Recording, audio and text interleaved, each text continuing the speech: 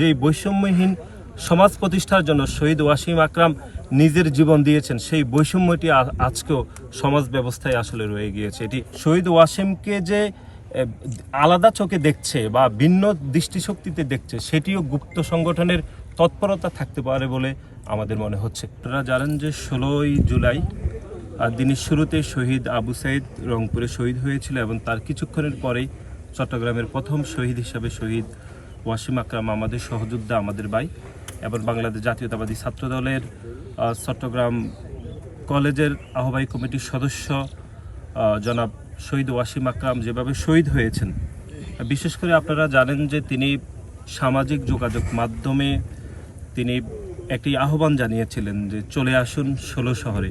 এই আহ্বান শুধুমাত্র কোটা সংস্কারের জন্য ছিল না বা একটি চাকরি পাওয়ার জন্য ছিল না, যে কথাটি আসলে বারবার বলতে হয়।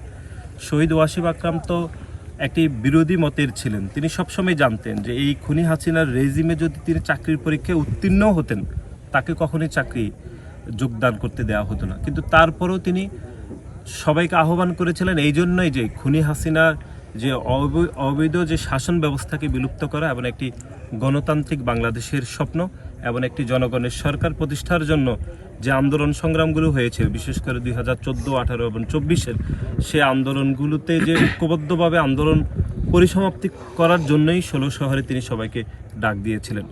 সুতরাং আজকের এই দিনে দাঁড়িয়ে যেটি একটু আগে আপনারা বললেন, আমাদের সংগঠনের সিনিয়র সভাপতি যেটি বললেন, এটি খুবই অনাকাঙ্ক্ষিত। যে এর আগেও আমরা বহুবার গণমাধ্যমে বলেছি যে বাংলাদেশে জুলাই এবং আগস্টে যতজন শহীদ হয়েছে তার মধ্যে আইকনিক শহীদ হিসাবে শহীদ ওয়াসিম, শহীদ আবু সাইদ, শহীদ মুগ্ধর নামটি সমুচ্চর উচ্চারিত হচ্ছে। কিন্তু অত্যন্ত দুর্ভাগ্যজনকভাবে আমরা দেখলাম যে শহীদ মুগ্ধ এবং শহীদ আবু সাইদের নামটি পাঠ্যপুস্তকে অন্তর্ভুক্ত করা হলো শুধুমাত্র রাজনৈতিক কর্মী হিসাবে এবং বাংলাদেশ জাতীয়তাবাদী ছাত্র দলের একজন একনিষ্ঠ কর্মী হওয়ার কারণে তার নামটি পাঠ্যপুস্তকে অন্তর্ভুক্ত করা হয়নি। এটি নিয়ে আমাদের দলের পক্ষ থেকে কথা বলা হয়েছে। আমাদের দলের ভারপ্রাপ্ত চেয়ারম্যান 12 তারিখে এ বিষয়ে কথা বলেছেন। আমাদের সংগ্রামী মহাসচিব জনাব পিকজা ফখরুল ইসলাম আলমগীরের চট্টগ্রামের তারুণ্যের সমাবেশে তিনি বলেছেন যে চট্টগ্রামের প্রথম শহীদ হিসাবে শহীদ ওয়াসিম আকরামের নামটি যেন পাঠ্যপুস্তকে অন্তর্ভুক্ত করা হয়।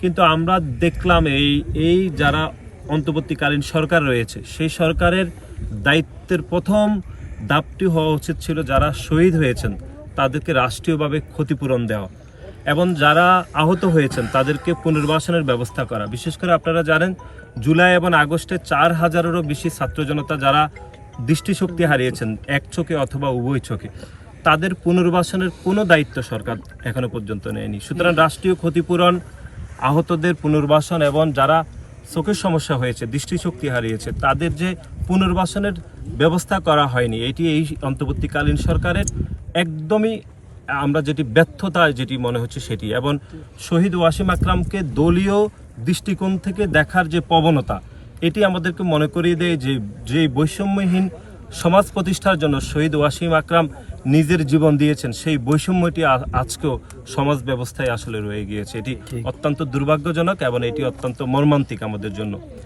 এবং আমরা বাংলাদেশ জাতীয়তাবাদী ছাত্র দলের পরিবারের পক্ষ থেকে আমরা যেটি অনুধাবন করছি যে জুলাই আমাদের সকলের, জুলাইয়ের যে আন্দোলন সেটি আমাদের সকলের ছিল, জুলাইয়ের সকল শহীদ আমাদের, জুলাইয়ের যত সফলতা আছে সেটি আমাদের সকলের। একই সাথে জুলাইয়ের যে ব্যর্থতাগুলো, বিশেষ করে যেটি বারবার বলতে হয় সেটি হচ্ছে যারা শহীদ হয়েছে তাদের রাষ্ট্রীয় ক্ষতিপূরণ দেওয়ার দায়ভার যাদের দেওয়া উচিত ছিল, যাদের উপর অর্পিত করেছে জনগণ, তারা এটি চরমভাবে ব্যর্থ হয়েছে।